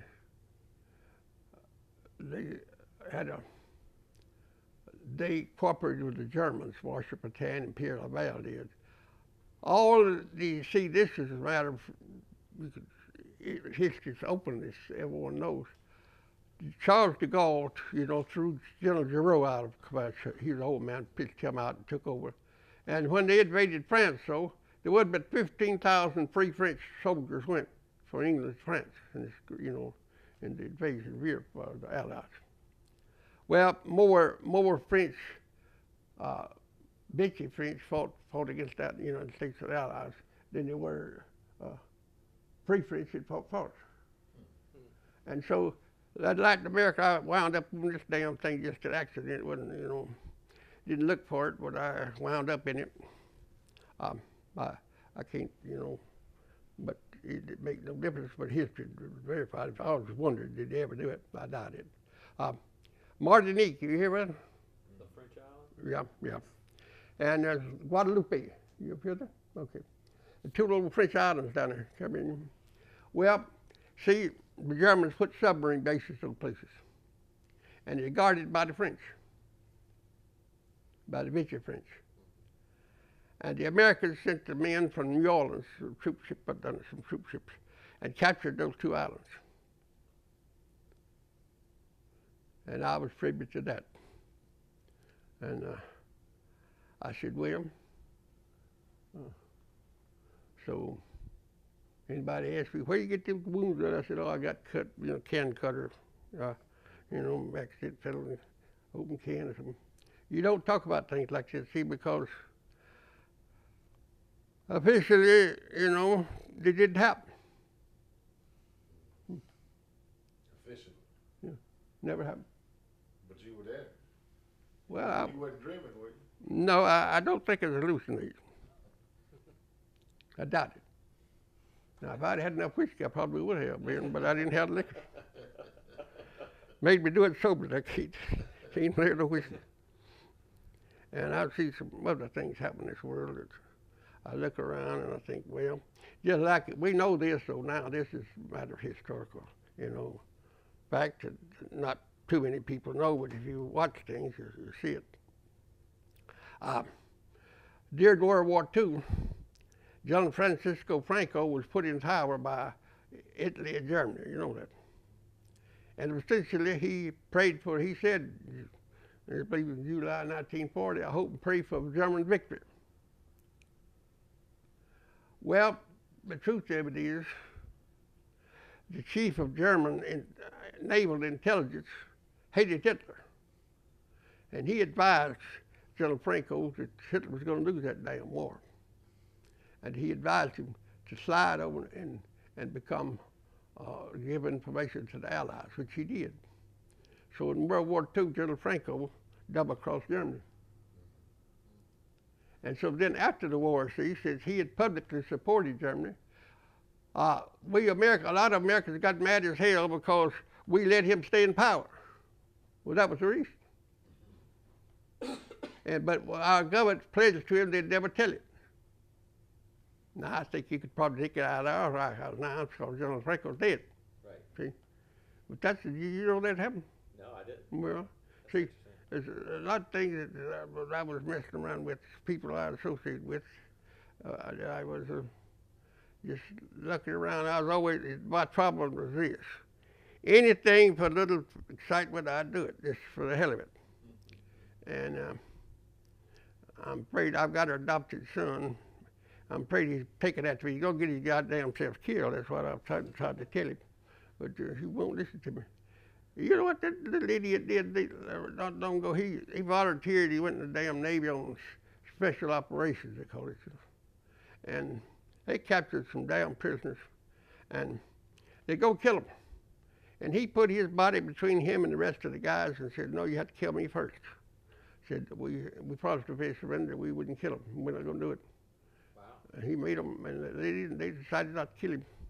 And so he brought them poor guys back.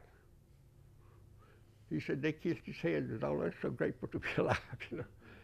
But seems like he does have a little bit of you in him. Well, he's pretty headstrong and does yeah, do he's what he thinks is the right thing. He said he's gonna do it. Don't give a damn what they say, you know.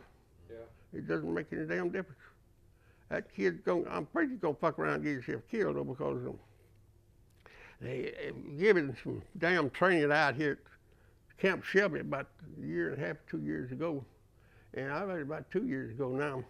And the damn colonel out there that was the Army man, he was actually having those, he was training those men and some Satan. What got him involved is some Navy personnel out there with him, you know, go do some of this guerrilla work, you know. And they were putting on full field packs and all, and trotting. He said, how in the hell can you go enemy lines and full field packs and all that shit? And they had they got a phony village out there, you know, and all this mess going on. And he told that colonel, the Navy sent him to Deason out there. And said, he looked at that, he said, well, on sailors, he told him, said, pull off them damn boots and that full field pack. You go trot and said, regular tennis shoes. Said, you'll never get your ass alive. And then the colonel said, you can't do this to me. And he made a mistake, got in Collis's face. That's where he fucked up. Collis grabbed that poor son, and he was very good in karate and shit. But he like the other heads, that colonel. They had to call, some damn general and a mad one and all. Anyway, they back Collis the Navy did, so he got out of it. Didn't get court-martialed with it. He got a bad temper. You can't get in his face. If you get in his face, it's just like spitting in his face. He takes off mad. So I told him, I said, you better calm down.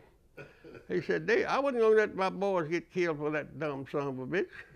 He said, training people to go back here out in the line, pull for your back, and damn those heavy boots. So said, hell, they can run you down easy. You know, they got a damn motive. They did have then.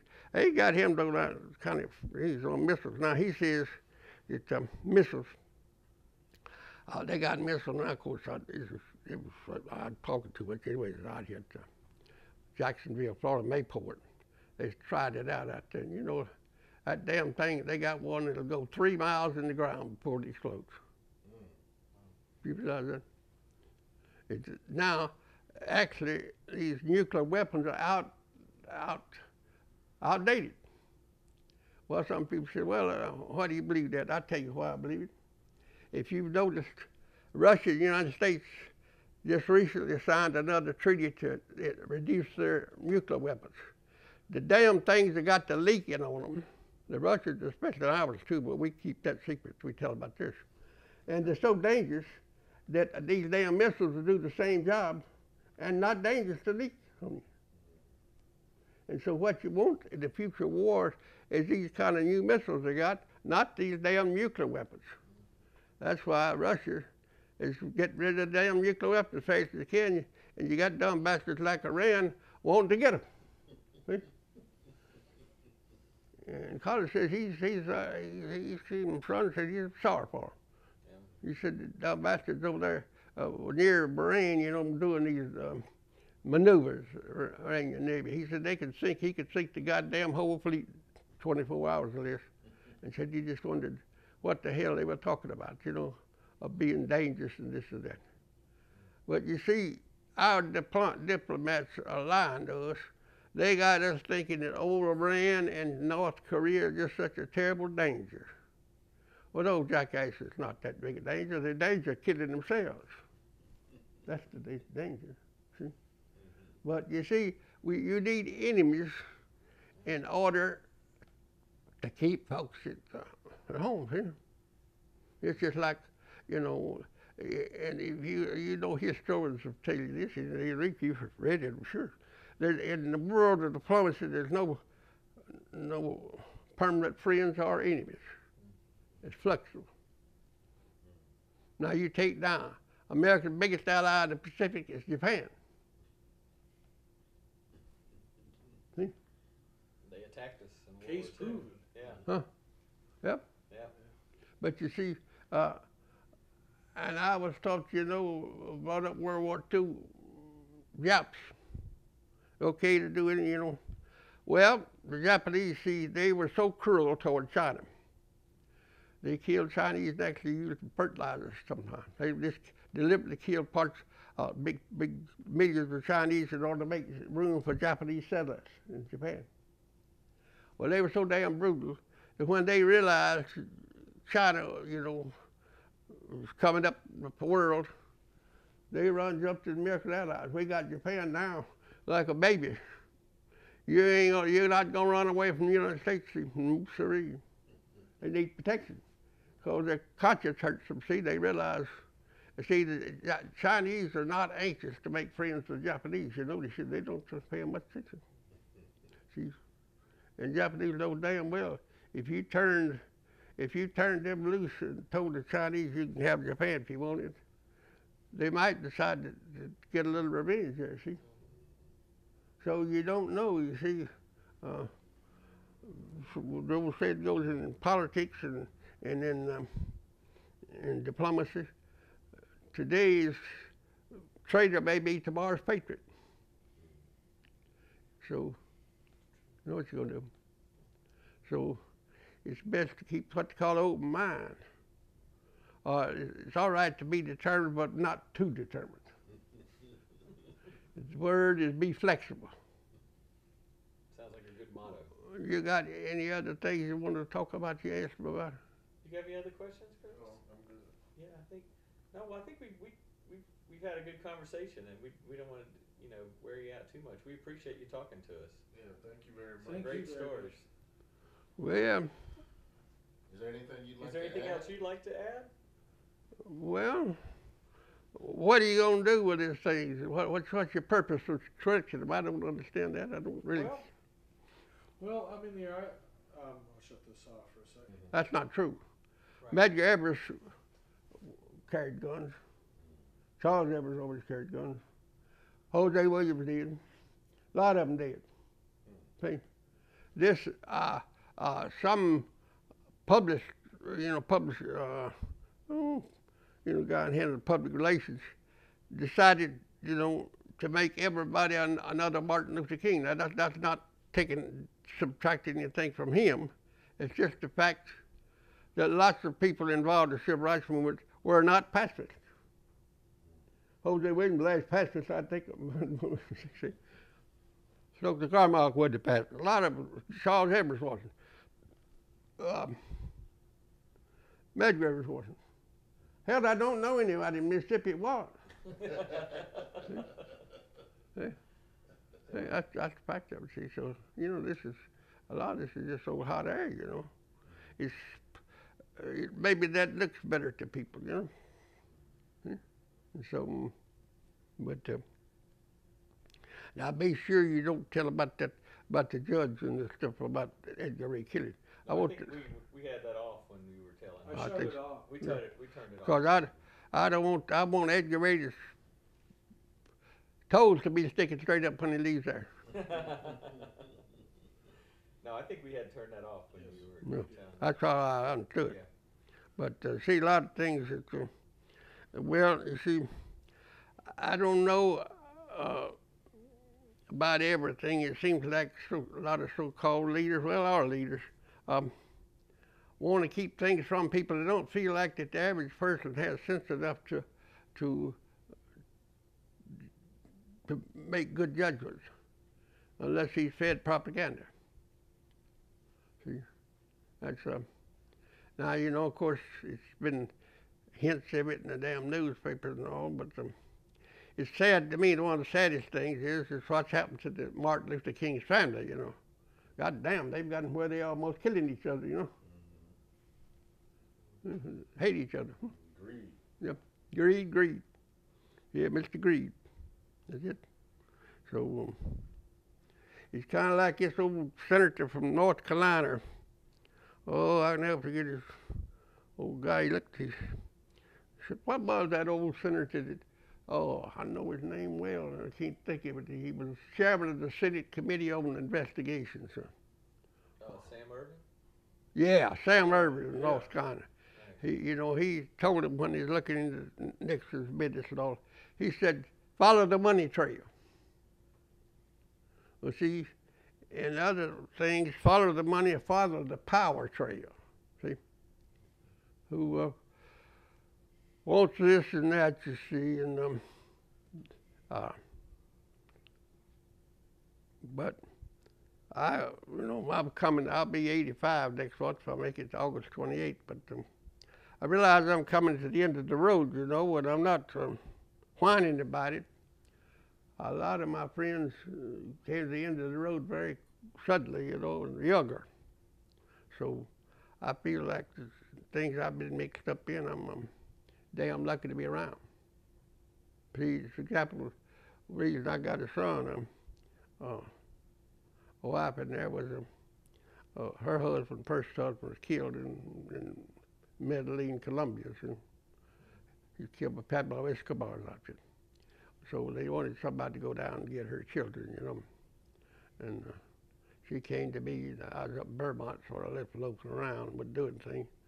So I volunteered and didn't get paid for it. Just went to Colombia and brought 3 kids out, you know. And Pablo Escobar said, "You kill any." I met North Gringo that put his North Americano put his butt in Medellin or Medellin, whatever you want to call it. Shit, I went by myself and unarmed and stayed 3 months and come out with 3 kids. I got tickled and landed at the airport in Miami.